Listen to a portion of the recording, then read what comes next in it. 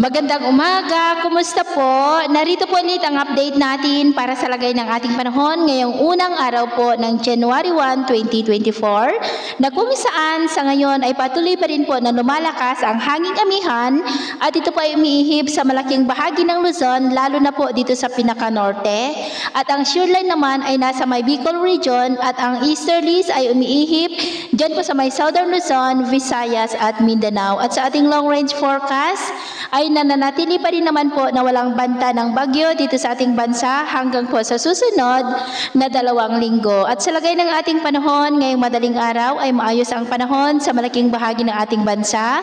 Pero may tsansa pa rin po ng mga isolated rains dito po sa ilang bahagi ng Cagayan, Polillo Island, Samar Provinces, Palawan, Bicol at Dinagat Island. At mamaya ay sisikat ang araw sa malaking bahagi ng ating bansa pero may tsansa pa rin ng maulap na kalangitan with isolated rains dito po sa ilang bahagi ng Cagayan, Polillo Island, Bicol Region, Oriental Mindoro at Samar Provinces. At mamayang hapon, mas maraming lugar na sa ating bansa ang makakaranas ng maulap na kalangitan with isolated rains. Kaya kung lalabas tayo sa ating mga tahanan, ay ugaliin po natin lagi ang magdala ng kahit anong panangga natin sa init ng araw at protection na rin po sa mga biglaang buhos ng ulan. At sa atin naman pong mga baybayin dahil sa malakas na amihan, ay matataas po ang mga alon sa northern part ng Ilocos Norte, northern part ng Cagayan, Babuyan Islands at Batanes na ang mga alon po ay posibleng aabot hanggang po sa 2.5 to 3.5